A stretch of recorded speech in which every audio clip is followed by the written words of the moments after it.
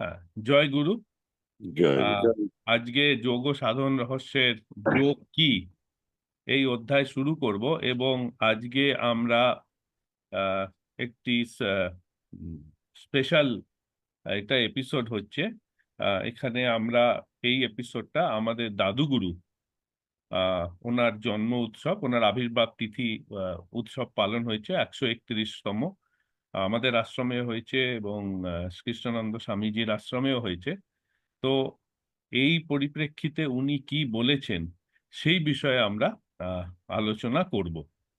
তো ওনার আহ, লেখা বা বাণী আহ, অনেকগুলো আমরা পাই। এক হচ্ছে সদ্গুরু বাণী, যেখানে আমাদের গুরুদেব আহ সাধারণানন্দ গিরি মহারাজজি, উনি তার গুরুদেব কে প্রশ্ন করেছেন। সেটা বই রূপে আছে সদ্গুরু বাণী, এবং দাদুগুরুর একটি স্বামী ভবানন্দ রচনা সংগ্রহ বলে একটি বই আছে। এনার বইতেও ওনার আহ, অনেক কিছু লেখা আছে। আর যেহেতু আশ্রমে যখন আহ, অনুষ্ঠান হয়েছিল সেটা ফেসবুকে আছে, এবং সেই আশ্রমে সেই অনুষ্ঠানে ভবানন্দজির জীবনীটি বা পড়া হয়েছিল। তো সেই জন্য ওই দিকে আমরা এইটাতে যাচ্ছি না। উনি কি বলে গেছেন, কেন বলে গেছেন, এবং যোগের পরিপ্রেক্ষিতে তার কি মানে হয় সেই বিষয়ে আমরা আলোচনা করব। তো আমাদের সঙ্গে আছেন স্বামী কৃষ্ণানন্দ গিরিজি। আহ, উনি ভবানন্দজির নাতি শিষ্য, এবং আছেন শ্রদ্ধেয় ডক্টর কল্যাণ ভট্টাচার্য, উনিও ভবানন্দজির নাতি।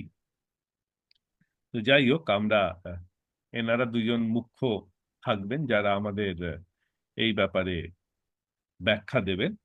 কল্যাণদা আহ, এই সদ্গুরু বাণী সংকলন এবং ইংরেজি প্রকাশেও মুখ্য ভূমিকা উনি নির্বাহ করেছেন। সেই জন্য কল্যাণে ওনার অনেক এই বিষয় পড়াশোনাও আছে, এবং স্বামীজিও বা ভবানন্দজির আশেপাশে তার নিজের থেকে শুনেছেন, তো ওনারও অনেক আছেন, এবং উনি স্বামী শুদ্ধানন্দ ঝাড়গ্রামে তার থেকেও অনেক শুনেছেন। তো আমরা এনাদের মুখ্য উত্তর দেবেন কল্যাণদা ও স্বামী কৃষ্ণানন্দজি। তো যাই হোক, আমরা শুরু করছি, এবং মতো আমরা গুরু প্রণাম দিয়ে শুরু করছি, তারপর আমরা শুরু করব। ওম ব্রহ্মানন্দং পরম সুখদং কেবলম জ্ঞানমূর্তিং দন্দাতীতং গগন সদৃশং তস্মদাদিলাক্ষং একং নিত্যং বিমলাচলং সর্বদা সাক্ষিভূতং ভবাতীतं ত্রিগুণরহিतं সদ্গুরু তং নমামি। अखंड मंगलाकारं व्याप्तं जैन चलाचरं तत्पदं दर्शितं येन तस्मै श्री गुरवे नमः। अज्ञानतिमिरान्धस्य ज्ञानार्जन शलाकया चक्षुरुन्मीलितं येन तस्मै श्री गुरवे नमः। गुरुर्ब्रह्मा गुरुर्विष्णु गुरुर्देव महेश्वर गुरुरेव परम ब्रह्म तस्मै শ্রী গুরবে নমঃ। জয় গুরু, জয় গুরু, জয় গুরু। তো আমরা শুরু করছি আহ আহ ভবানন্দজির ভবানন্দজির যত চিঠি পাওয়া যায়, আমি প্রথম প্রশ্নটা করছি। ভবানন্দজির যত চিঠি ঠাকুরকে লিখেছেন এবং অন্যান্য কে লিখেছেন, উনি খুব একটি শব্দ খুব ইউজ করেছেন, সেটি হচ্ছে মুক্তিপথযাত্রী। তো কল্যাণদা, এই মুক্তিপথযাত্রী বলে তিনি তার শিষ্য ভক্ত সবাইকে এরমটি কেন করলেন? কিসের থেকে মুক্তি, এবং এইটা উনি কেন করেছেন, এই বিষয়ে যদি আপনার কিছু জানা থাকে। আসলে সাধনা তো একটা ইমানসিপেশন, অর্থাৎ গুরুকে বলা হয় ভবরোগ বৈদ্য। আমরা প্রত্যেকেই এই ভবরোগে আক্রান্ত। ভবরোগ বৈদ্য বলা হয় গুরুদেবকে। তো তিনি এই ভবরোগ থেকে মুক্তি দেন আমাদের। তো আমরা সকলেই যারা সাধন করছি তারা সেই মুক্তি পথযাত্রী। এবং এই মুক্তি হচ্ছে এই সংসারের আবিলতা থেকে, এই তুচ্ছতা থেকে, এবং ওই মৃত্যুর্মা অমৃতাঙ্গময়, মৃত্যু থেকে অমৃতে যাওয়া, এই মৃত জগৎ থেকে অমৃতের জগতে যাওয়া। তো সেই জন্য আহ দাদুগুরুর যে সম্ভাষণ, মানে এটা একটা কত বড় সম্মান দেওয়া সকলকে, যে একটা তুচ্ছতম শিষ্য, সবে শিষ্য হয়েছে সে, তার এখনো কোনো গভীরতা আসেনি, তাকেও চিঠি লিখলে তিনি বলতেন মুক্তি পথযাত্রী, কেননা সে এরকম একটা মহান পথের অভিযাত্রী হয়েছে। এটা জানিয়ে তাকে এনকারেজ করা এবং তাকে সম্মান দেওয়া। তো সেই জন্য আমার আমার আহ, দুটো সম্বোধন আমার অসাধারণ লেগেছিল। একটা আমি পেয়েছিলাম সীতারাম দাস ওঙ্কারনাথজি, উনি সম্বোধন করতেন ভগবত বিগ্রহেষু, মানে সকলের মধ্যে ঈশ্বরকে দেখা। ভগবত বিগ্রহেষু, তিনি এটা, এই সম্বোধনটা আমার খুব ভালো লেগেছিল। আর এই দাদা গুরুর মুক্তি পথযাত্রী, ইউনিক, এরকম আর কারোর মধ্যে আমরা পাইনি। তো এই বিষয়ে আর কারুর কোনো প্রশ্ন বা কিছু বলার আছে? তো এবার আমি, যদি না থাকে, মহারাজের স্বামীজির কাছে আমি যাব। স্বামীজি, আহ, আহ, তিনটি অবস্থার কথা আহ, যোগে আহ, ভবানন্দজি আহ, বলেছেন, যেটা যোগ ও সাধন, ইয়েস, সদ্গুরু বাণীতে উল্লেখিত আছে। সেটা হচ্ছে উম, আহ, প্রবর্তক অবস্থা, তারপরটা হচ্ছে সাধক অবস্থা, ও তারপরটা হচ্ছে সিদ্ধ অবস্থা। তো ওখানে উনি বলেছেন উপদেশ বলিতে, জিহ্বা গ্রন্থি ভেদ হলে প্রবর্তক অবস্থা, হৃদয় গ্রন্থি ভেদ হলে সাধক অবস্থা, ও মূলাধার গ্রন্থি ভেদ হলে সিদ্ধ অবস্থা প্রাপ্ত হয়। এবং উনি যোগের সঙ্গে এটাকে আহ, উনি বলেছেন প্রণবনাথ। তো এখানে আপনি যদি একটু এই ব্যাপারে একটু ব্যাখ্যা সে দেন, কারণ এটা খুব আমাদের অনেকের মনেই এটার ব্যাখ্যা এবং এটার ডিটেল ইয়ে প্রশ্ন আছে। আপনি আরেকবার বলুন, প্রথমটা কি বলেছেন? ভবানন্দজি উপদেশ হ্যাঁ। বলিতে উনি বলেছেন ক্রিয়ার তিনটি অবস্থা। আচ্ছা। ওখানে আমি পড়ছি, হুম। পরম পূজ্যপাদ স্বামী ভবানন্দগী মহারাজ বলিতেন, ক্রিয়ার তিনটি অবস্থা, প্রবর্তক, সাধক ও সিদ্ধ। এই তিন অবস্থায় সাধককে তিনটি গ্রন্থি ভেদ করিতে হয়। জিহ্বা গ্রন্থি ভেদ হইলে প্রবর্তক অবস্থা, হৃদয় গ্রন্থি ভেদ হইলে সাধক অবস্থা, ও মূলাধার গ্রন্থি ভেদ হইলে সিদ্ধ অবস্থা প্রাপ্ত হয়।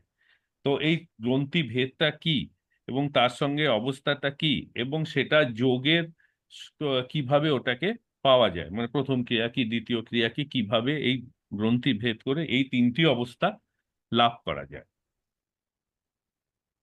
আচ্ছা, এখন আমরা যে সাধন প্রক্রিয়া গুরুদেবের কাছে পেয়েছি, সেই সাধনা অভ্যাস করতে করতে আমাদের প্রথম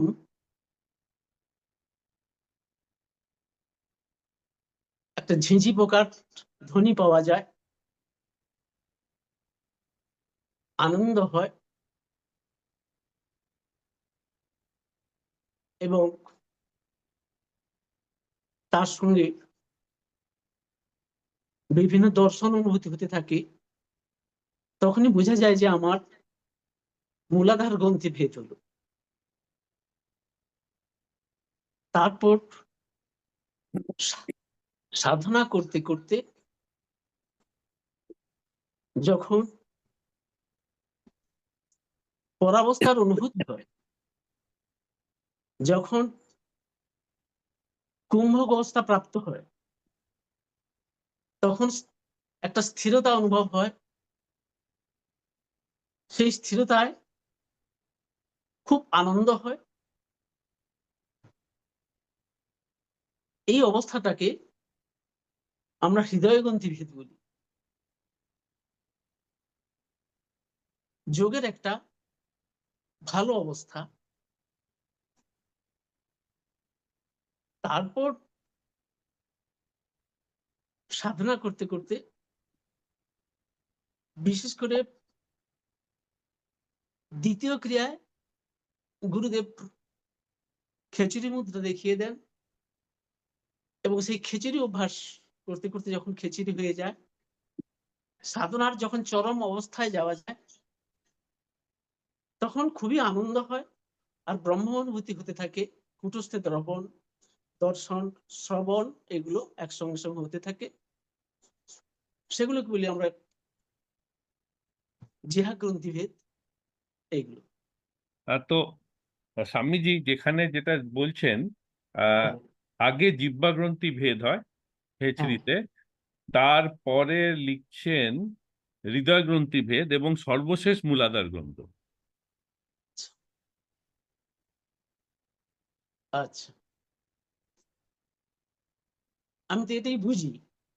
হ্যাঁ, ঠিক এবার আছে, যদি আপনি কল্যাণ, যেটা একটা সেটাই বলুন। হ্যাঁ, হ্যাঁ, হ্যাঁ, হ্যাঁ।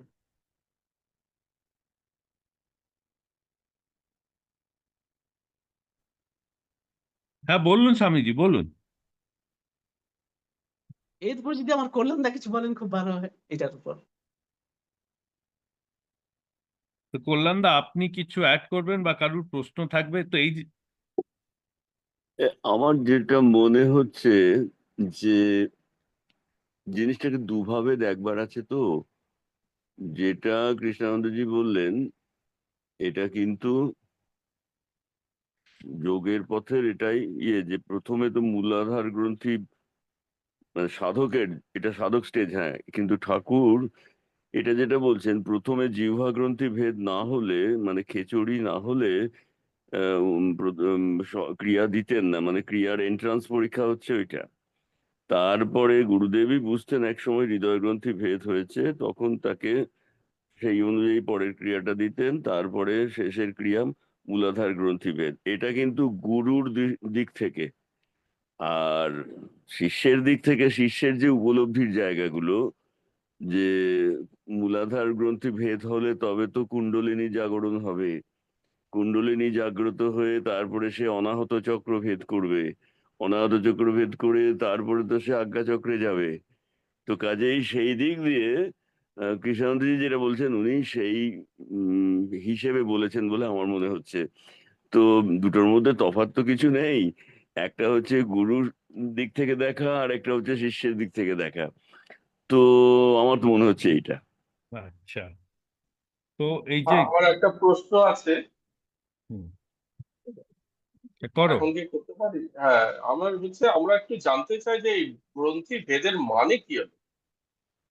হ্যাঁ, তো কেনটা জানা যায় যে ভেদ হয়েছে, মানে কি স্টেট অফ থিংস হয় সেটাতে বোঝা যায় যে কি খেচারি হলে কি আহ, খেচারি ভেদ হলো, জীবা গ্রন্থি ভেদ হলো, সেটা আমরা বুঝবো কেন? তো স্বামীজি, এ ব্যাপারে আপনি যদি একটু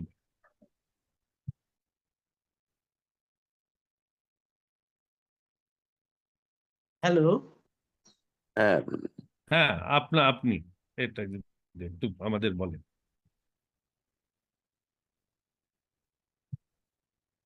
দে- হুম, শোনা যাচ্ছে না? হ্যাঁ বলুন যে কিভাবে বুঝবো আমাদের গ্রন্থিভেদ হচ্ছে হ্যাঁ, কিনা। বলছে জিহ্বা খেচড়ি হলেই কি জিহ্বা গ্রন্থি ভেদ হয়, এবং এই যে আমাদের গ্রন্থি ভেদ হয়েছে, একজন হ্যাঁ, সাধক কিভাবে বুঝবে, এইটা হচ্ছে প্রশ্ন। আচ্ছা, জিহা গ্রন্থি ভেদ হলে একটা বিরাট আনন্দ পাওয়া যায়। কিরকম? আমার মনটা ঊর্ধ্বগামী, আকাশগামী হয়ে গেছে, এবং অনেকক্ষণ সেই মনটাকে ধরে রাখা যায়। আর জিহা গ্রন্থি ভেদ হলে পর পিটুইটারি গ্ল্যান্ড থেকে একটা জুইস সিক্রেশন হয়, অনুভব, মানে খাওয়া যায়, সে অনুভব আমরা পান করি। এগুলো খেচুড়ি মুদ্রাতে আসে। অনেক সময় খিচুড়ি না করেও গুরুদেব বলতেন যে এই অমৃত রস এসে যায়, কিন্তু খিচুড়ি করলে এগুলো দ্রুত আসে।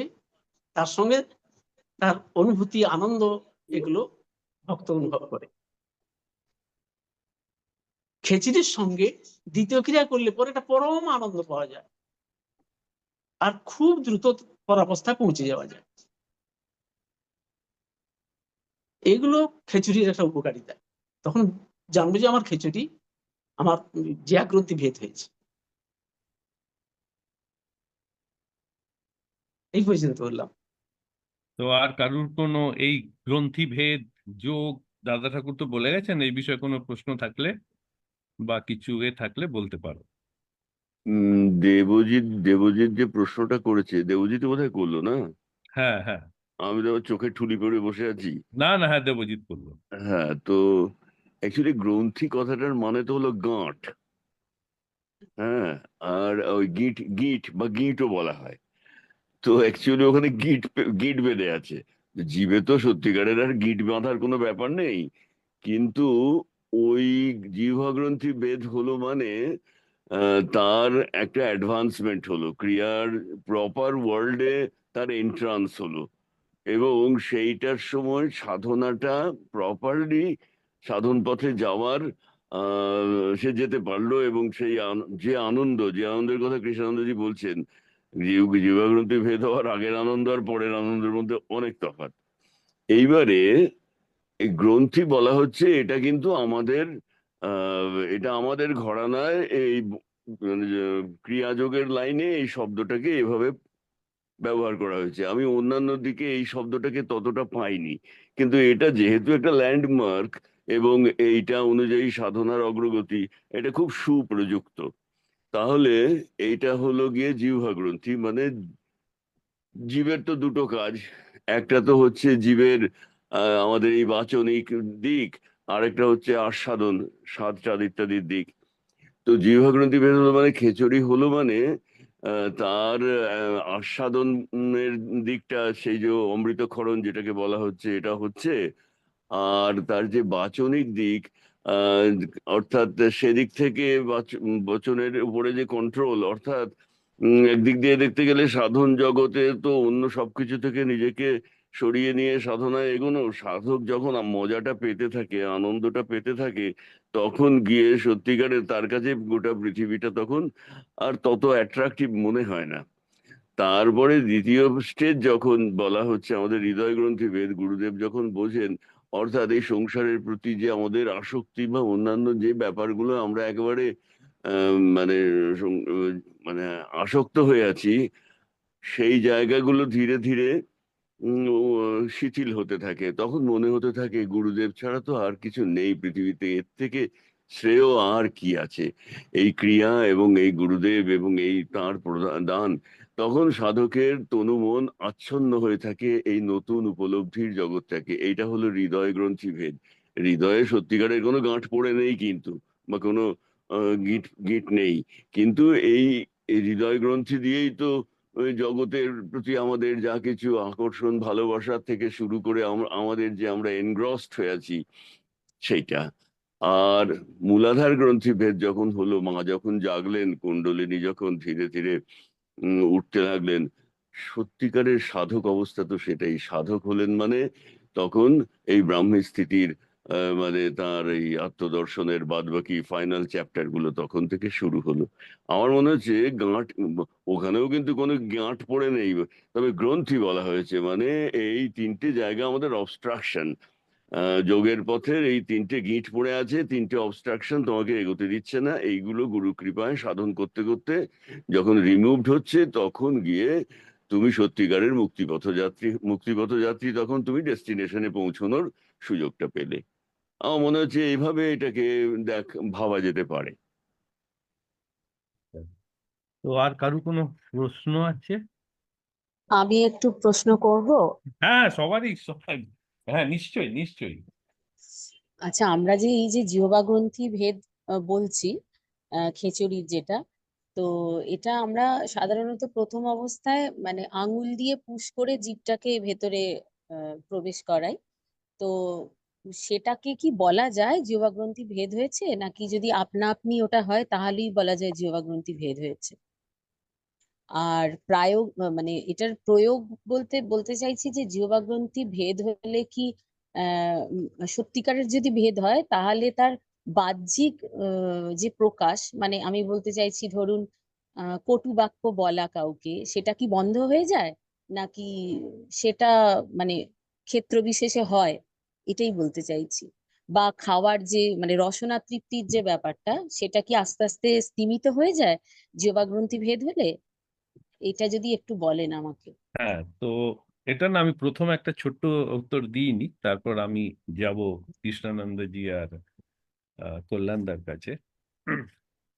আমি আমার নিজের অভিজ্ঞতা দিয়ে বলতে পারি যে আমি আমার যদি নিজেরটা বলি, আমি নিজে থেকে জীব এখনো মানে অটোমেটিক আমারও হয়নি।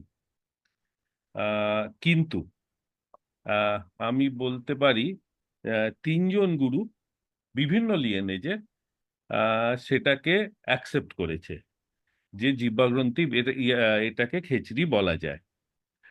একজন হচ্ছে আমার নিজের গুরুদেব, আহ, স্বামী সাধারণানন্দ গিরি। সেটা দিল্লিতেই হয়েছিল। কল্যাণদাও জানে, সেটা তো একটা ঘটনা। যাই হোক, তো আমার গুরুদেব বলেছেন হয়েছে। দ্বিতীয়ত, যখন আহ, কৃষ্ণানন্দজি দেখেন, উনিও আমাদের ঘরানার গুরু, উনিও বলেন যে খেচড়ি হয়েছে। তৃতীয়, আহ অন্য ঘরানা শ্রী শৈলেন্দ্র শর্মাজিও আমার যখন যে খেচড়ি দেখেন, উনিও বললেন যে ক্রিয়াযোগের ঘরানা এটাকে খেচড়ি বলে ধরা হবে। তো এটা হচ্ছে প্রথম, যেটা আমার নিজের এক্সপিরিয়েন্স থেকে তিনজন গুরুদেব বলেছেন আহ, এই ব্যাপারটা। বাকিটা আমি যে তোমার যে বাকি প্রশ্নটা, সেটা আমি কৃষ্ণানন্দজিকে বলবো, যদি উনি একটু করেন। তুমি যদি আরেকবার প্রশ্নটা কৃষ্ণানন্দজিকে করে দাও তো একটু ভালো হয়। হ্যাঁ, আমি বলছি বলছি যে খিচুড়ি হলে পরে আমরা যেমন ওই অমৃতের স্বাদ পাই মাঝে মাঝে বিভিন্ন ধরনের, এটার প্রায়োগিক মানে যেটা নিত্য জীবনে, যদি সে তো আর কেউ বাইরের লোক বুঝতে পারছে না যোগী কি যোগী নয়, মানে সে কি তার কি কটু কথা বলার ধরনটা বদলে যায়, বা তার কি ভালো করে এটা ওটা খাওয়ার ইচ্ছাটা কমে যায়, তাহলে কি বোঝা যায় যে তার জিহ্বাগ্রন্থি ভেদ হয়েছে? প্রায়োগিক দিকটা আমি বলতে চাইছি, যেটা প্রয়োগ হবে আর কি, সেটা। বুঝতে পেরেছি। হ্যাঁ, তো স্বামীজি আপনি যদি এটা দেন এখন। এখন জিহ্বা গ্রন্থি ভেদ হলে পর তার বাচন ভঙ্গির মধ্যে একটা মিষ্টতা একটা আসে। আর কি হয়, এই যে রসনা, এ এ তৃপ্তিবোধ আসে, তখন তার লোভ অনেকখানি কমে যায়, খাওয়ার প্রতি এত তার টান থাকে না। এগুলো হয় জিহ্বা গ্রন্থি ভেদ হলে। আর তার সঙ্গে তো আনন্দ থাকবেই, গলার মিষ্ট স্বর আসে, আর রসনা অনেকখানি তৃপ্ত হয়ে যায়। এই তো হ্যাঁ, স্বামীজি আমি সেটা করে বলবো, কারণ দুজন আবার আমি এই ব্যাপারে আহ আমার নিজের আমাদের গুরুদেব স্বামীজি আমাদের গুরুদেব কি বলেছিলেন, তো এই ব্যাপারে গুরুদেবের সঙ্গে একদিন কথা হয়। তো গুরুদেব বলেন যে যে খেচুড়ি হয়ে গেলে সে তখন মানে তখন সে ক্রিয়ার আসল শুরু হলো, এবং বলেন যত ক্রিয়া করতে থাকবে, প্রথম জিনিস হচ্ছে যে একজন উন্নত ক্রিয়াবান, ভালো ক্রিয়াবান কি করে বুঝবে, তার মধ্যে দিয়ে সেই যে ট্রান্সফরমেশনটা আস্তে আস্তে হবে। যেরকম আমি একবার এই পরিপ্রেক্ষিতাও বলছি, আমি একবার ঠাকুরকে জিজ্ঞেস করেছিলাম যে আমি কি সম্পূর্ণ নিরামিষ চাষী হব ক্রিয়ার ইসে। তখন ঠাকুর আমাকে বলেছিল, তুই জোর করে তো ছেড়ে দিবি, তা কিন্তু তোর মন থেকে কি লোভটা যাবে? অত সহজে যাবে না। তো যখন এই ক্রিয়া করবি, ক্রিয়া করতে করতে তোর মন থেকে এগুলো আস্তে আস্তে চলে যাবে, তখন তুই নিজেই বুঝতে পারবি। তো এটা ঠাকুর বলেছিলেন। এবং আমি শৈলেন্দ্র শর্মাজিকেও একটা, অবভিয়াসলি যখন আমার গুরুদেবের মহাসমাধি হয়, তখন একটা ডিস্টারবেন্স তো সবার মনে হয়েছিল, আমার মনে হয়েছিল, সবার মনে হয়েছিল। এবং তখন আমাদের যে আশ্রমের যে উত্তাল অবস্থা, সেই অবস্থায় আমার মনে প্রশ্ন জেগেছিল, তাহলে ক্রিয়াবান, আমরা তো ক্রিয়াবান, তো আমাদের মধ্যে এত চঞ্চল, এত আহ, কেন আসবে? তো তো উন্নত ক্রিয়াটা কি তাহলে? তো আমি যখন শৈলেন্দ্র শর্মাজিকে জিজ্ঞেস করেছিলাম, উনি সিধা একটা কথা বলেছিল, সেটা হচ্ছে মানে সেটাও সেম উত্তর যেটা কৃষ্ণানন্দজি বললেন। আহ উনি কোট আনকোট করে বলেছিলেন, जो क्रिया करता रहेगा वो डिवाइन हो जाएगा, अपने आप डिवाइन हो जाएगा। তো এটা তো আমি বিভিন্ন আমার নিজের গুরু এইমাত্র বললেন আহ, কৃষ্ণানন্দজি, শৈলেন্দ্র শর্মাজি, এবং আমি সুধীন রায়ের কাছেও, ডক্টর সুধীন রায়, ওনার মুখে আমি সেম জিনিস শুনেছি। ওনার সঙ্গে আমার এই মানে বিভিন্ন ব্যাপারে আলোচনার মধ্যে এটাও হয়েছে। তো উনিও তো পঞ্চানন ভট্টাচার্য লিয়েনেজের গুরু, ওনার মুখেও সেম জিনিস শুনেছি। তো কল্যাণদা, আপনি যদি কিছু বলবার থাকে। দেখো, আমার যেটা মনে হচ্ছে, কাবেরী যে প্রশ্নটা করলো, অ্যাকচুয়ালি খেচুড়ি হওয়া আর খেচুড়ির অবস্থা প্রাপ্ত হওয়া দুটোর মধ্যে একটু তফাৎ আছে। লাহিড়ী বাবা বলছেন খেচুড়ি হলে সে কাম দমন হতা হয়, কিন্তু খেচুড়ি হওয়ার পরও কাম দমন হয়নি এমন লোক তো আমি দেখেছি। তো হ্যাঁ, আমার এখানে আমি বুঝি, একটু অ্যাড করে দিই। হ্যাঁ বল। এখানে আপনি আপনি যে কথাটা বললেন না, লাহিড়ী মহাশয় পুরাণ পুরুষে একটা জায়গায় লিখেছে, আজ মুঝে কাম বহুত সতায়া। হ্যাঁ, এখানে তো আজকে কাম খুব উৎপাত করেছে লাহিড়ী মহাশয়কে, হ্যাঁ। নিজের জীবনে, নিজের জীবনেরই ঘটনা। হ্যাঁ, তো অ্যাকচুয়ালি এভাবে এভাবে ব্যাপারটা বললেই মনে হয় সঠিক, যে খেচড়ি হলে এইগুলোর কে কন্ট্রোল করার অবস্থাটা সাধক প্রাপ্ত হয়। এবার আমরা তো প্রত্যেকেই প্রারব্ধের দ্বারা চালিত, কাজেই আমরা আজকে খেচুড়ি হয়ে গেল আর কালকেই আমি একটা চরমভূমিতে পৌঁছে গেলাম, ব্যাপারটা তো এত সহজ নয়। কিন্তু খেচুড়ি হলো মানে গেট পাস পাওয়া গেল। এবার সাধক যদি সিনসিয়ারলি এগোতে থাকে, তাহলে সে অভীষ্ট লক্ষ্যে পৌঁছতে পারে। তো এটা হলো মানে প্রথম সোপান। কেননা এইটার পরে পরে দাঁড়িয়ে আছে বাদবাকি স্টেজগুলো। যত হায়ার ক্রিয়া কেউ করতে থাকবে, তত তো তার মধ্যে মনে হবে সংসারের বাকি সব এই ঝগড়া ঝাঁটি কটু কথা, সব বেকার, কি করতে এগুলো করি। তখন সে নিজেই এগুলো থেকে মানে দেখা যাবে এগুলোতে তার কোনো ইন্টারেস্টই নেই। যাদের এগুলোতে বেশি ইন্টারেস্ট আছে, বুঝতে হবে তার এই অ্যাডভান্সমেন্টটা আর একটু সময় লাগবে। তো এই ব্যাপারটা এরকমই আর কি। তুমি কি দেখবে? আর কারুর কোনো প্রশ্ন আছে? হ্যাঁ, আচ্ছা, বাকিরা একটু মিউট করে দিন, ব্যাকগ্রাউন্ড সাউন্ড আসছে। হ্যাঁ, আর কারুর প্রশ্ন আছে কোনো?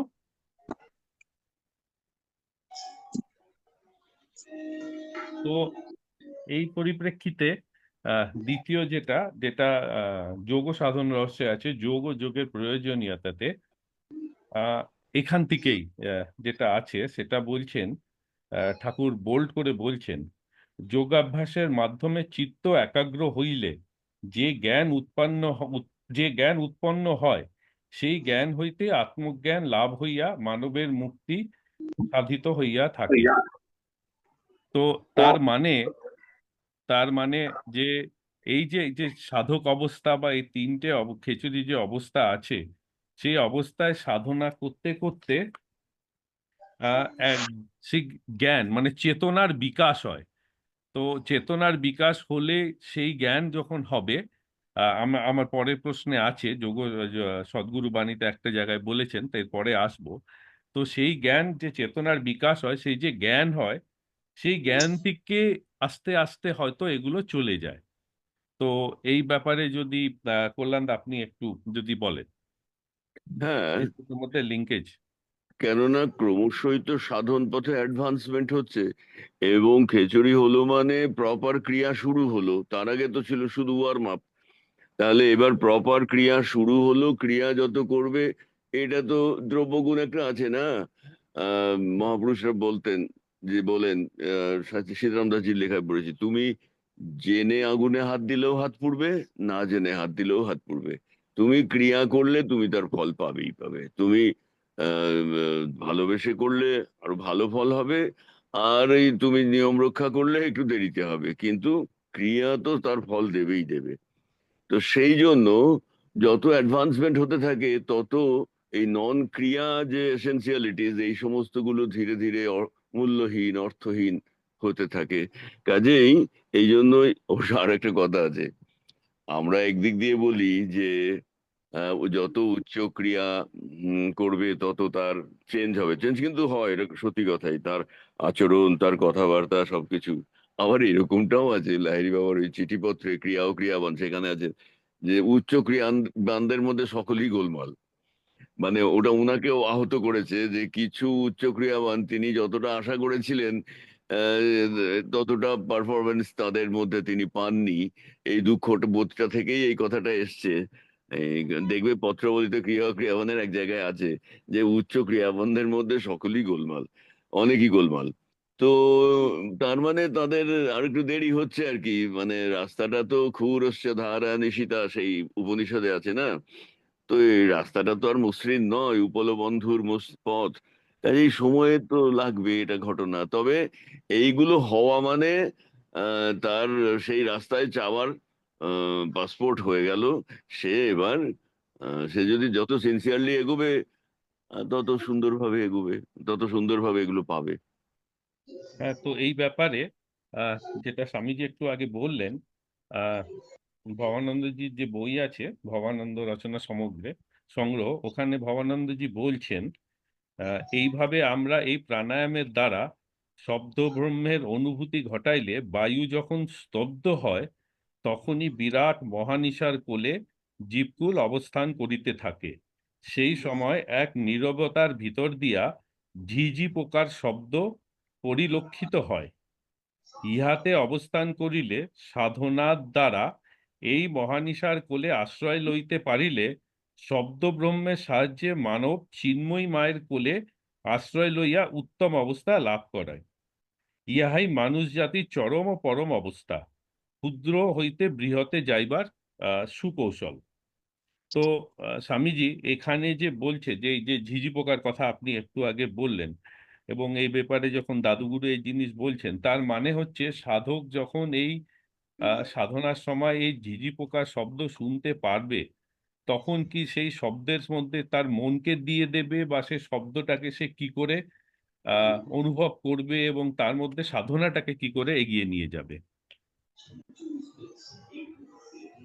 গুরুদেব বলতেন সাধনা করলে প্রথমে যে শব্দ হয় সেটা হলো ঝিঝি পোকা, ঝিঝি করতে থাকবে, তখন জানবে যে তোমার মূলাধার গ্রন্থি বেদ হলো। আর সেটাই তারই যে আস্বাদনটা, সে আমাকে আরো এগিয়ে নিয়ে যাবে উপরের দিকে। তখন ঝিঝি পোকার থেকে শঙ্খধ্বনি, বংশীধ্বনি এগুলো আসবে। বিরাটে যাওয়ার মানে সেই চরম অবস্থায় যাওয়ার এটা কিন্তু প্রথম সোপান, এ খুব আনন্দদায়ক, এগুলো হতে থাকবে।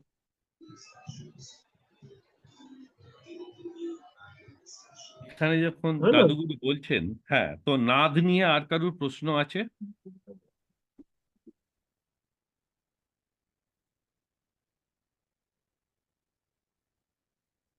তো নাদ নিয়ে আরো কোনো প্রশ্ন আছে? আমার কারণ একটা এটা তো দাদুগুরু বলেছেন। আমার একটা প্রশ্ন আছে। হ্যাঁ, হ্যাঁ, একটু জোরে। হ্যাঁ, আমার একটা প্রশ্ন আছে। এই শব্দটা ডান কানেই বোঝা যায় না, বাঁ কানে মনে হয় বোঝা যায় না, কোন হ্যাঁ, কানে বোঝা যায়? তো স্বামীজি যদি এর হ্যাঁ, যে কোনো শব্দ প্রথম ডান কানেই বেশি বোঝা যায়, আচ্ছা, তারপর পিছনে, তারপর বাম কানে।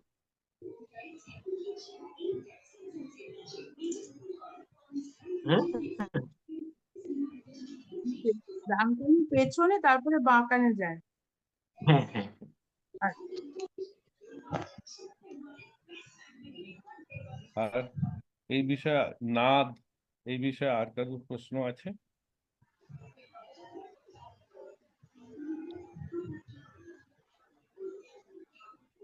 তো না থাকলে আমরা দাদুগুরুর দ্বিতীয় ব্যাখ্যা যাব, তৃতীয় ব্যাখ্যা, যেটাতে দাদুগুরুকে আহ, আমাদের গুরুদেব প্রশ্ন করছেন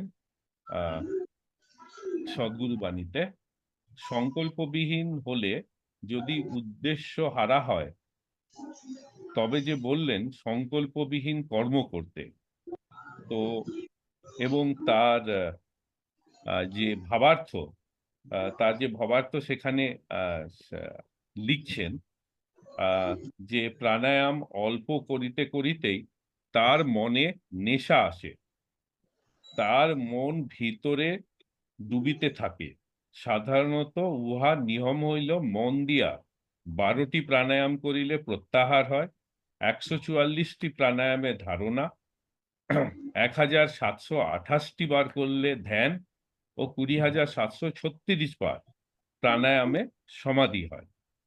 তো এই যে সংকল্পবিহীন সাধনা, আর এই সংকল্পবিহীন সাধনার সঙ্গে এই যে প্রাণায়ামের এই যে যোগ, যেটা দাদুগুরু বলেছেন এবং আমাদের গুরুদেব বলেছেন, তো কল্যাণদা, হুম। এই প্রশ্নটা আপনাকে, যেটা প্রথম হচ্ছে যে সংকল্প বিহীন সাধনা আর সংকল্প নিয়ে সাধনা, এই দুটো কি? আচ্ছা, অ্যাকচুয়ালি কি, সাধনার অধ্যাত্ম ব্যাপারে তো দুটো দিক আছে, নিত্য আর নৈমিত্তিক। এইবার আমরা যেমন সস্তরণ বা এগুলো করা হয় একটা অভিপ্সা, একটা নিয়ে, যে এরা কেউ 4 রকমের আছে, হরিনাম সংকীর্তন থেকে শুরু করে ইত্যাদি ইত্যাদি, যারা করে আর কি, নারায়ণকে তুলসী দান, যে এগুলো অমুক একটা অমুক উদ্দেশ্যটা পূরণ করার জন্য করলাম। সেই রকম যদি ক্রিয়া, যদি সংকল্প, সংসারে তো সংকল্প আর বিকল্প তো মনের কাজ, কাজেই সংসার তো এই দিয়েই পরিপূর্ণ।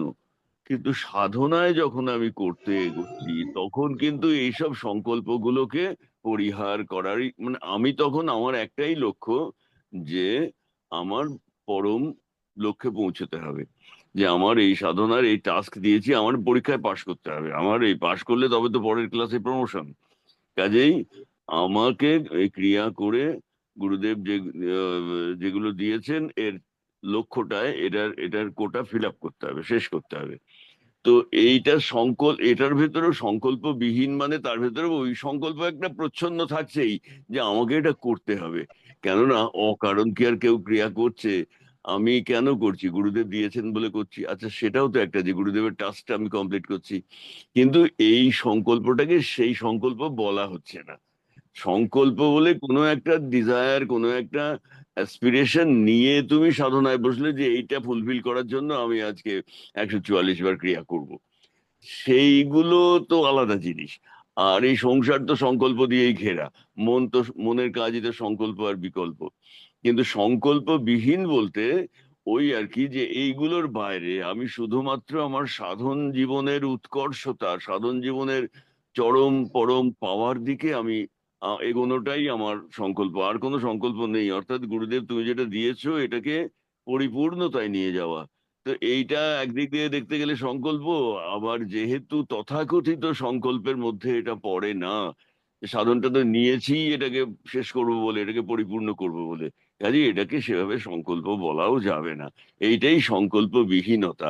মানে ডুইং ফর নাথিং এমনটা তো নয়, ফর নাথিং তো আর নয়। কাজেই আমি করছি মানে একটা কিছু অবস্থা প্রাপ্তির জন্য, একটা উপলব্ধির জন্য। তো সেইটাকে সংকল্পের মধ্যে ফেলা হচ্ছে না, আমার তো এটাই মনে হয়েছে।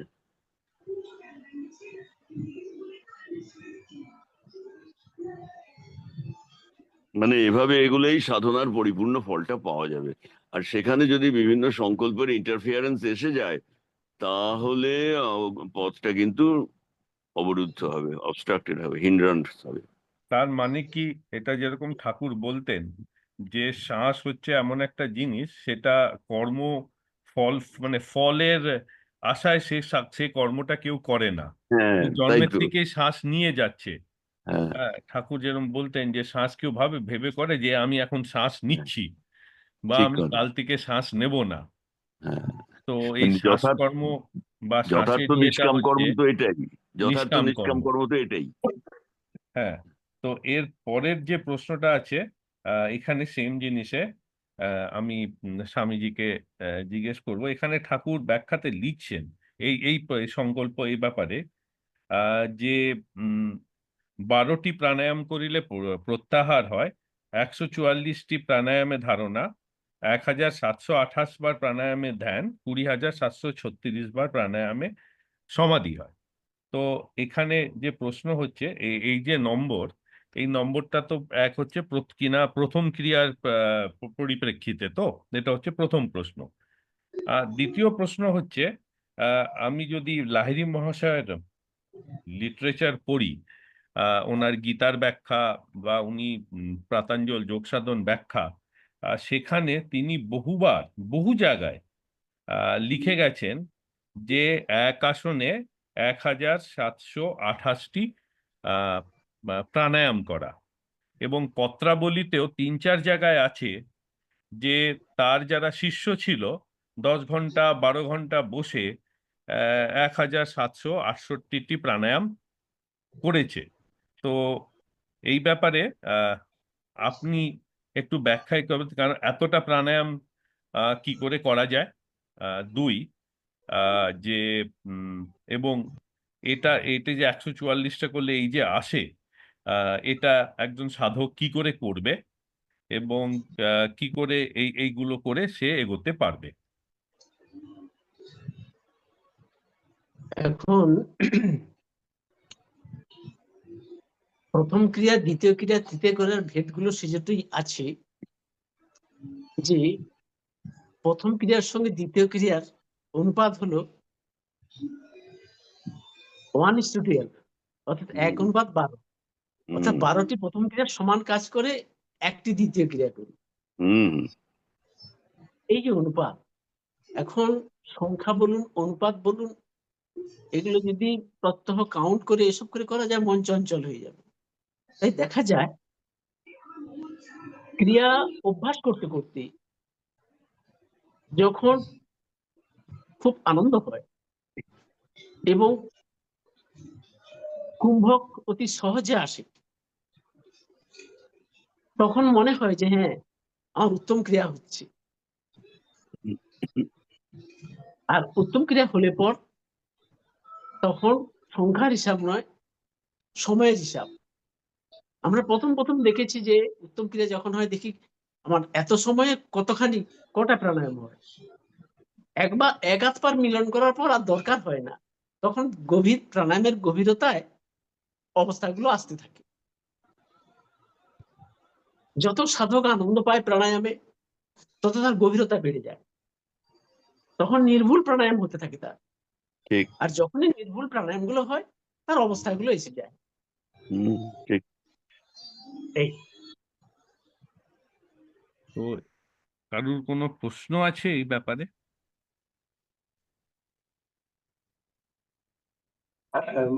প্রশ্ন তো এটাই হলো যে আহ, মানে এত যদি কম প্রাণায়ামেই এমন অবস্থা হতে পারে, তাহলে 1728টা কি কেন দরকার ছিল?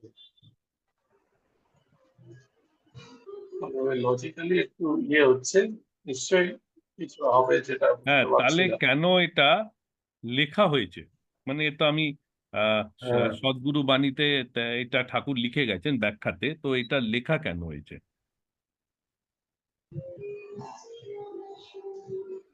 তো আপনি যদি একটু বলেন, বা কল্যাণ দা। দেখো, আমি একটা উল্টো দিক থেকে বলছি। একটা সময় কর্কনিয়াস ওর ওই মোনাস্টারির থেকে ও রেহাই পেল। ও তো একটা মোনাস্টারির দায়িত্বে ছিল। তখন সে ঠাকুরকে বলল, গুরুদেব আমি এখন ফ্রি, আমি এখন 8-9 ঘন্টা ক্রিয়া করতে পারি, আমি গত কাল না কবে করেছি 9 ঘন্টা ক্রিয়া করেছি। ঠাকুর বললেন একদম করবি না, 4 ঘন্টার বেশি একদম নয়। মানে রীতিমতো শাসন। বললেন না না, তুমি যখন খুশি যা খুশি করলে কি করে হবে, 4 ঘন্টার বেশি একদম করবে না। আমি পরে জিজ্ঞেস করেছিলাম যে ঠাকুর যদি একটু বেশি করতে পারে তো ভালোই হয়, বেশি। বলে আরে না রে, শরীর তো দেবে না, এটা তো মানুষের শরীর, এটা ধীরে ধীরে তো এগোতে হবে। সেই জন্যই তো যোনি মুদ্রার জপই বলো বা এই ক্রিয়ার সংখ্যাই বলো, 15 দিনে একটা, 10 দিনে একটা, এরকম করে তো স্লোলি বাড়ানোর নিয়ম, নইলে এভাবে এগোলেই হবে। তো সেই জন্য আমি ঠাকুরের কাছে শুনেছি এবং আমার নিজের বিভিন্ন অ্যানালিসিসে মনে হয়েছে 4 ঘন্টা 24 ঘন্টার মধ্যে 4 ঘন্টা দেওয়াটা অতি উত্তম। মানে এটা সমস্ত পারফেকশনের জায়গাগুলো এটা টাচ করার সম্ভাবনা। এইবার যিনি যত উচ্চ স্তরে যাবেন তার তো বসে থাকার ক্ষমতা এগুলো আরো বাড়বে, তো তিনি তারপরে তিনি 4-এর জায়গায় 8 করতেই পারেন, সেটা তার কথা। ঠাকুরও তো গোটা রাত জেগে করেছিলেন, এমন দৃষ্টান্ত কিছু কম নেই। কিন্তু সাধক জীবনে প্রথম প্রথম ওই 4 ঘন্টা ওরকম ওই 17 মানে ওই রকম 8 ঘন্টা 10 ঘন্টা এটা কিন্তু ঠাকুরকে আমি দেখেছি ডিসকার্ড করতে, বলছেন না ধীরে ধীরে করো, প্রথম দিকে 4 ঘন্টা যথেষ্ট, 2 ঘন্টা দাও, 4 ঘন্টা দাও। ক্রমশ যত তোমার অ্যাডভান্সমেন্ট হবে তখন তো তোমার নিজের ক্যাপাসিটি বেড়ে যাবে, করো না তখন। তো আমার তো মনে হচ্ছে এটা এইভাবে। হ্যাঁ, তার মানে যেটা লাহিড়ী মহাশয় লিখেছেন পত্রাবলীতে, যে হুম এতবার করার আগে যারা দিনে 600 বার করে তারা মাঝে মধ্যে ট্রাই করতে পারে, যারা 600টা প্রাণায়াম দিনে করে এবং যাদের শরীর তৈরি হয়ে গেছে তারা করতে পারে একাধ দিন। ঠাকুরও হুম ঠাকুরও যোগ সাধন অনু- রহস্য হুম এবং হুম আপনার যে আহ, সদ্গুরু বচনামৃতে লিখেছেন হুম, যে দিনে 300টা প্রাণায়াম 6 মাস কেউ যদি করে তার একটা ভালো অবস্থা আসবে। চলে আসবে। একটা প্রশ্ন, এবং সেই 300টা প্রাণায়ামের পরে সে ধীরে ধীরে গুরুর উপদেশ মতন হুম গুরুকে জিজ্ঞেস করে সে আস্তে আস্তে বাড়াতে হুম পারে। হুম হুম হুম হুম হুম তো হুম। সেইভাবে একাধবার হয়তো এই 1728 বার করা যায়। হুম। তো সেটা একটা সেটারও একটা অবস্থা আছে, সেটা একদম সে আমি আজকেই যোগসিদ্ধি অর্জন করব বলে ক্রিয়া নেওয়ার 7 দিন পরেই সে উঠে পড়ে লেগে গেল, তো পাগল হয়ে যাবে। সমস্যা, শরীরে ভীষণ প্রতিক্রিয়া হবে ওগুলো সব। এই ক্রিয়াযোগের সবটাই তো স্লো বাট স্টেডি, ধীরে ধীরে করতে হবে। এখানে সেই খরগোশের দৌড় নয়, কচ্ছপের দৌড়, কিন্তু আলটিমেটলি টার্গেট লাভ হবে। তো স্বামীজি, আহ, যে প্রশ্নটা আছে যে এই যে 1728 এটা তো 144টা দ্বিতীয় ক্রিয়া করলেই হয়ে যাবে। হ্যাঁ হ্যাঁ হ্যাঁ। তো তো কেউ যদি 144টা দ্বিতীয় ক্রিয়া করতে পারে তাহলেই তো হয়ে যাবে, মানে তাকে তো আর অতগুলো প্রাণায়াম করতে হবে না। না, উত্তম ক্রিয়া যদি হয়, হ্যাঁ ঠিক হুম। সেই সংখ্যায় চলে আসে। তো এখানে কারো কোনো প্রশ্ন আছে? মানে এখানে দ্বিতীয় ক্রিয়া মানে কি ঠোকরের ক্রিয়া? হ্যাঁ,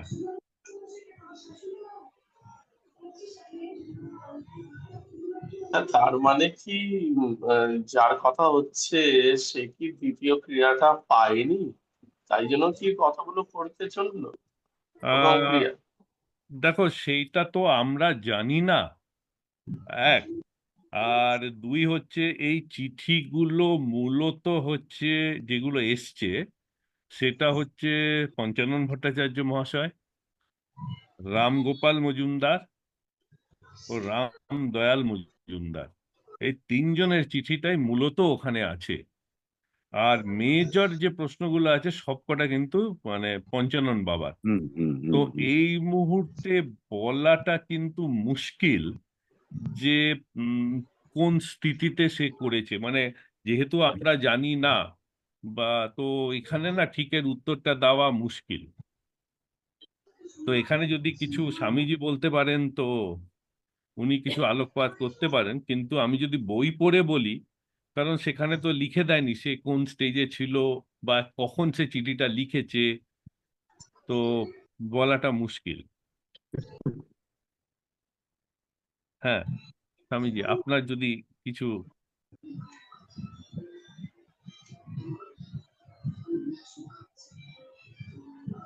আচ্ছা, আরেকটা প্রশ্ন আছে, সংকল্প আর বিকল্পের, আচ্ছা সরি, হ্যাঁ কাবি, তোমার প্রশ্নটা কি হয়েছে?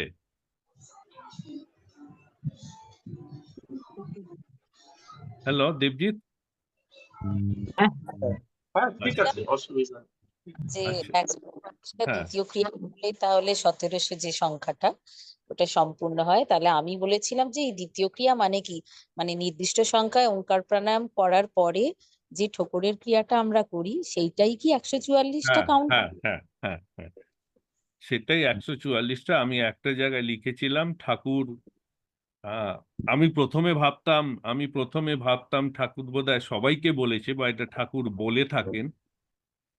কিন্তু আমি পরে জেনেছি যেটা না, নয়। আমি ফেসবুকেও লিখেছিলাম ঠাকুর কিছু বিশেষ বিশেষ দিন, যেরকম কালী পূজা, জন্মাষ্টমীর দিন, উনি কিন্তু আমাদের ফোন করে বলতেন দ্বিতীয় ক্রিয়াটা 144, প্রথম ক্রিয়াটা 144, দ্বিতীয় ক্রিয়াটা 144 বার করবি আর গীতা পড়বি।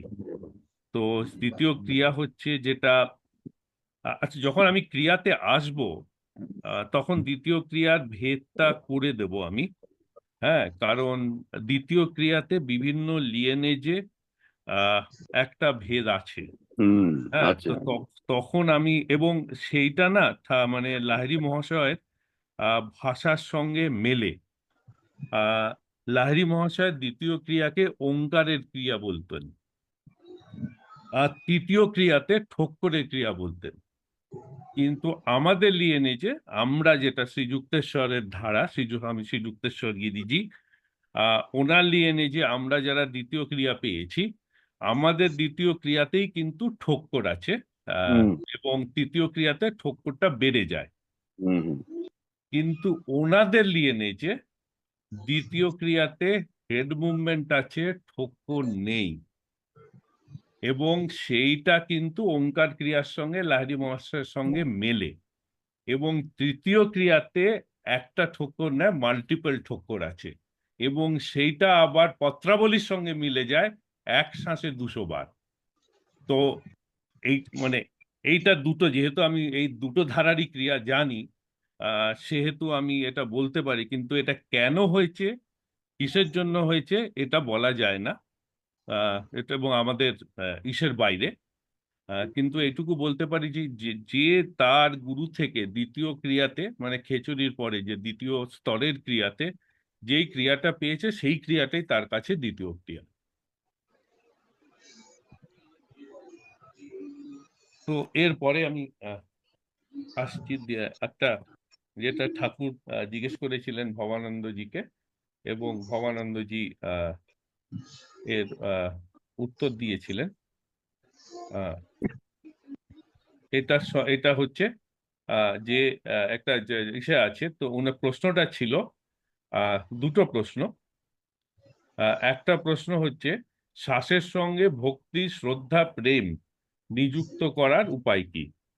কারণ শ্বাসের সঙ্গে এইটা করলে, এবং তাতে ভবানন্দজি বলছেন, প্রথম পার্ট এর উত্তরে ভবানন্দজি বলছেন যখন সে ক্রিয়া করবে তখন সে মন দিয়ে ক্রিয়া করবে, এবং সে তখন কর্ম করছে। কর্ম করতে করতে তার জ্ঞান হবে। সেই জ্ঞানটা হবে, হয়তো কর্ম করতে করতে চেতনার বিকাশ হবে, বিকাশের পর জ্ঞান হবে। এবং সেখানে বলছেন যে এবং কর্ম ও জ্ঞান হচ্ছে পাখির দুই ডানা। এবং তারপরে প্রশ্নে বলছেন যে কর্ম এবং জ্ঞান হলে শ্রদ্ধা আসবে, এবং শ্রদ্ধা এলে শেষটা হচ্ছে ভক্তি, যেখানে ঠাকুর বলছে, সেখানে ভবানন্দজি বলছেন ভক্তি হচ্ছে পাখির পুচ্ছ, যে কি দিশা দেবে।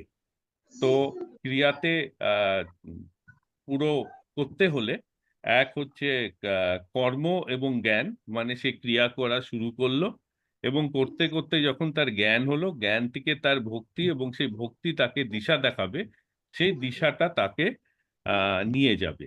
এবং এইটা অনেকটা মেলে লাহিড়ী মহাশয়ের, এটা বোধহয় পত্রাবলীতেই আছে।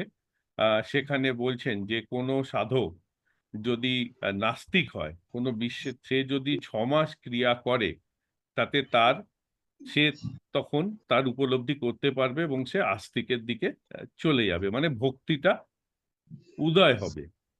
তো এই যে প্রশ্নটা আছে, আহ তো এইখানে আহ এটা আমরা এই প্রশ্নটার উপর দিয়ে করে আমরা শেষ করব।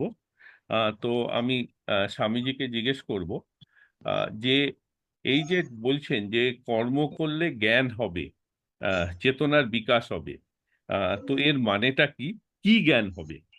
যখন ভবানন্দজি বলছেন যে জ্ঞান হবে, তো প্রশ্ন হচ্ছে কিসের জ্ঞান হবে এবং সেই জ্ঞান থেকে ভক্তি কি করে উদয় হবে? স্বামীজি। হ্যাঁ, আমাদের এই ক্রিয়া করতে করতে কিছু উপলব্ধি হয়। প্রথম উপলব্ধি হলো কি স্থিরতার উপলব্ধি। তখন খুব আনন্দ বোধ হয়, যেন চঞ্চলতা থেকে আমার মন স্থির হয়ে গেল। প্রাণের স্থির হওয়ার সঙ্গে সঙ্গে মনও স্থির হলো। এই স্থিরতার অনুভূতি হলো জ্ঞানের বিকাশ, চৈতন্যের বিকাশ বলা যায়। এটা হতে হতে আমার মধ্যে একটা ভাব আসবে, ভাব, একটা স্বরূপের ভাব, যাকে বলছি ব্রহ্ম অনুভূতি। এই অনুভূতি যখনই এসে তার মধ্যে ভক্তি জাগবে, গুরুর প্রতি ভক্তি, দেবতার প্রতি ভক্তি, এগুলো তার মধ্যে আসবে। সবই কর্ম সাপেক্ষ। কর্ম করতে করতে জ্ঞান, জ্ঞান থেকে ভক্তি আসছে। এবার ভক্তি যখন পাকা হয়ে যাবে তখন প্রেম, অশ্রু বর্ষণ হবে। এই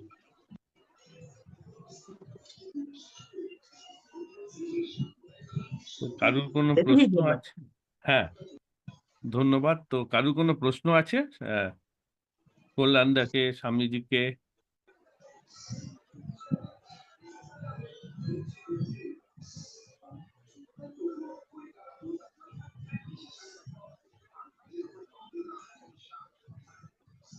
তো কল্যাণদা, হুম।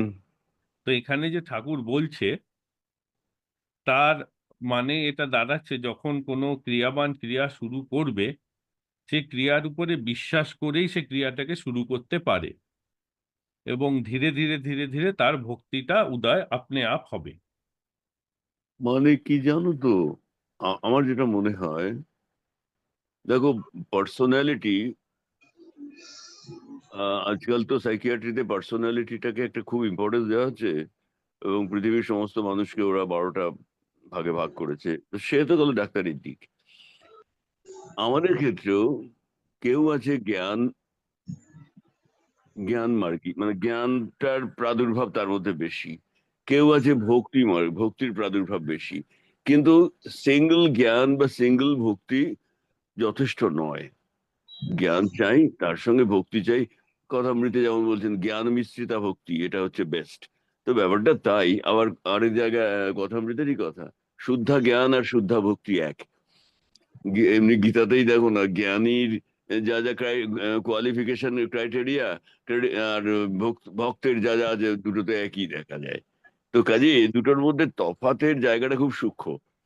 তো ক্রিয়া করতে করতে, ক্রিয়াটা যেহেতু একটা সাবস্ট্যান্সিয়াল জিনিস, যত সাধক এগোতে থাকবে তার ভেতরে থাকা জ্ঞান বা তার ভেতরে থাকা ভক্তি সবগুলোরই স্ফুরণ হবে।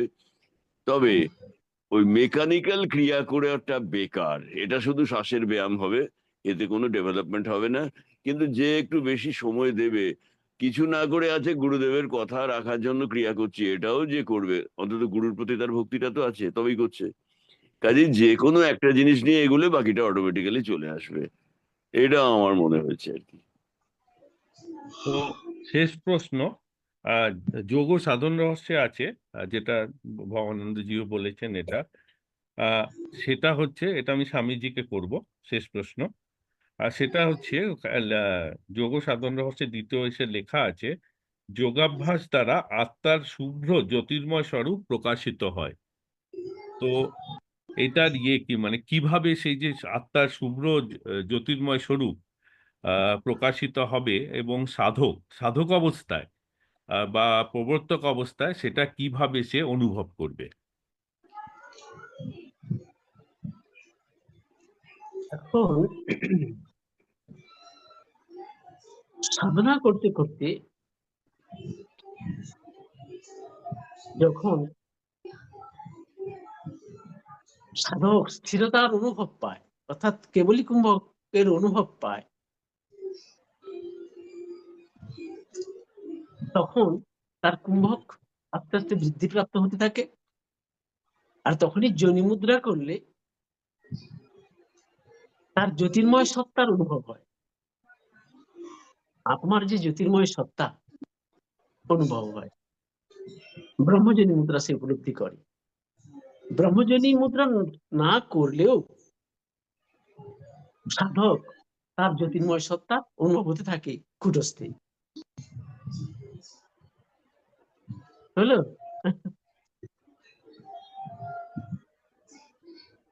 হ্যাঁ, খুব ভালো। এটা সত্যি হলো। তো কারো কোনো প্রশ্ন আছে? না হলে আমরা আজকের দাদুগুরুর লেখা নিয়ে আলোচনা করলাম, তো শেষ করব। কারো কোনো প্রশ্ন আছে বা কিছু বলার আছে?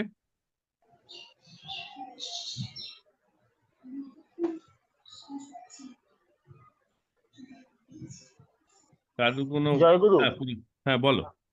আমি কল্যাণ বাবুকে একটু জানতে চাইছিলাম, কল্যাণ বাবুর কাছে ওই যে সংকল্প আর বিকল্প বললেন না, মানে এই সংকল্প করতে করতে ক্রিয়া বা বিকল্প ক্রিয়া, এই যে ব্যাপারটা পার্থক্যটা যদি একটু খুলে বলেন। না না, ব্যাপারটা এরকম নয়। বলছে মনের কাজ কি, মনের কাজ সংকল্প বিকল্প। এই প্ল্যান করলাম, আচ্ছা অমুকটা করবো, এই যে বিকল্প হচ্ছে না এটা নয়, এটা এইভাবে করব। মন তো সারাক্ষণ এসব নিয়েই আছে, সেটাই সংকল্প বিকল্প। মনের কাজ হিসেবে বলতে গিয়ে এটা বলা আছে বেদান্তে, যে মনের কাজই হচ্ছে সংকল্প আর বিকল্প। খালি প্ল্যান, বিকল্পটা কি তাহলে? বিকল্প মানে অল্টারনেটিভ, যেটা এটা করব, না এটা না ওটা করবো। অল্টারনেটিভ চিন্তা। হুম। আচ্ছা,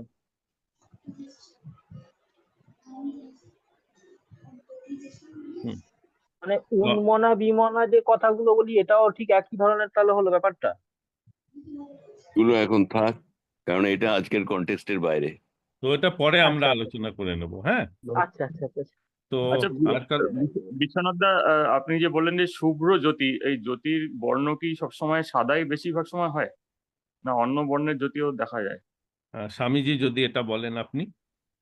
এখন মানে শুভ্রবর্ণ তো হবেই, এবার অন্যান্য কালারও আসবে। লাহিড়ী বাবু তো বলেছেন, চোখ আছে যার দেখবেছে যেমন অন্ধজনে দেখবে কি, উষার আগে আলোর আভা সকল চোখে ঠেকবে কি।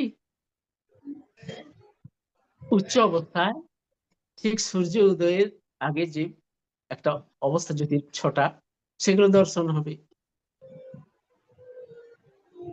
এরকম অনেক দর্শনের অনেক রকম বিভিন্নতা রয়েছে। এই সব তবে সেতের মধ্য দিয়ে। হ্যাঁ, তবে ঠাকুরকে বলতে শুনেছি যে হ্যাঁ, পৃথ্বীতত্ত্বের উদয় হয়েছে, অতএব হ্যাঁ, তুমি এই জ্যোতি দেখছো।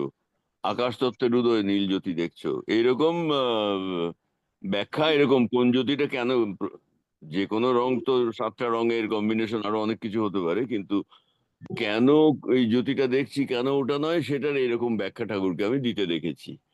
তবে শেষ পর্যন্ত সেই তৎশুভ্র জ্যোতিষাং জ্যোতি, তাতে সবকিছু মিলিয়ে যায়। শেষে তো সেই জ্যোতির ভেতরেই ধনের অন্তর্গত জ্যোতি, জ্যোতির অন্তর্গত অঙ্গন, সে সবকিছু হারিয়ে যায় জ্যোতির মধ্যে, সেটা তো পরের কথা, এবং সেই জ্যোতিটা একই।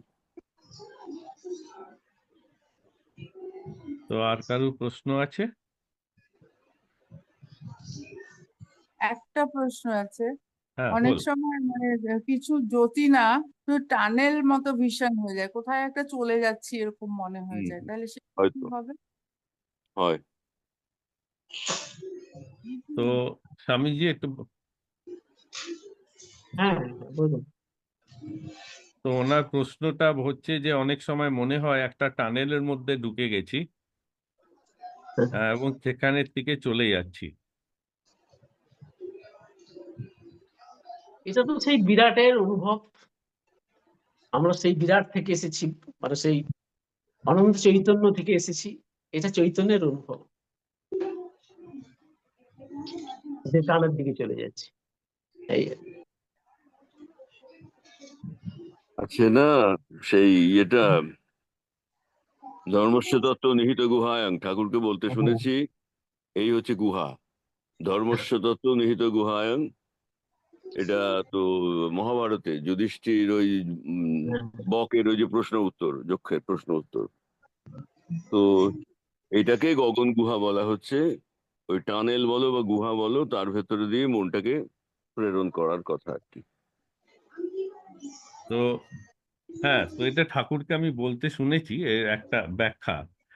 কেউ যদি ব্ল্যাক হোলের যে ছবিটা দেখা যায়, যে একটা কৃষ্ণ গহ্বর এবং চারিদিকে একটা শুভ্র বেষ্টনী, আহ, জ্যোতি, সেটা সেটা যোনিমুদ্রার সময় উদয় হয় এবং ভেতরে ব্রহ্মাণ্ড দেখা যায়। তো ঠাকুর বলেছেন ওটা এখন দেখতে পাবি, তার মধ্যে চলে যাবি। তার হুম তো সেটা সেই জিনিসটাই বোঝায়, যেটা হচ্ছে যে তার মধ্যে চলে গেলে সে তাকে সেখান থেকে টেনে নিয়ে চলে যাবে। হুম হুম হুম হুম তো এটা আমি ঠাকুরের মুখে এই ব্যাখ্যাটা আমি শুনেছি। হুম হুম। তো মনটাও আর ফিরানো যায়, হ্যাঁ, মনটাও ফিরানো যায় না, হ্যাঁ সেখান রিয়েলাইজেশনের হ্যাঁ, মধ্যেই চলবে, চোখ সেখান ফিরানো থেকে মন ফেরানো, সেখান থেকে মন ফেরানো আস্তে আস্তে ফিরে আসে। কিন্তু তার মধ্যে চলে গেছে, সেটা অ্যাকচুয়ালি যদি দেখা যায় সেটা কিন্তু একটা বিরাট কুম্ভক অবস্থা হয়ে গেছে। তখন যদি কেউ দেখে, তখন কেউ দেখবে তার শ্বাসও হয়তো নেই, সে একদম কুম্ভকে চলে গেছে। এবং কুম্ভকে হুম, গিয়ে সেটাই তো যেটা দাদুগুরু বলছেন যে বিরাট, এবং কৃষ্ণানন্দজি বললেন সেটাই হচ্ছে তো বিরাট চেতনা, সেটা হচ্ছে সে বিরাটের অনুভব। তো খুব ভালো লাগলো। হ্যাঁ। তো কারুর আর কোনো প্রশ্ন আছে?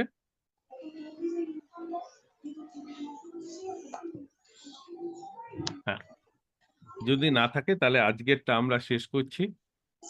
প্রণাম জানিয়ে কল্যাণদা এবং স্বামীজিকে আজকে প্রণাম আহ, প্রণাম।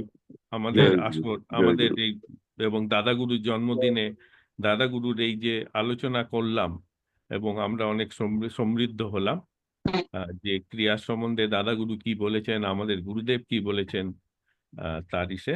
তো অসংখ্য ধন্যবাদ আপনাদের। এই বলে আমরা শেষ করছি। প্রণাম নেবেন। জয় জয় গুরু, গুরু। জয় প্রণাম। গুরু, জয় গুরু, জয় গুরু, জয় গুরু। জয় গুরু।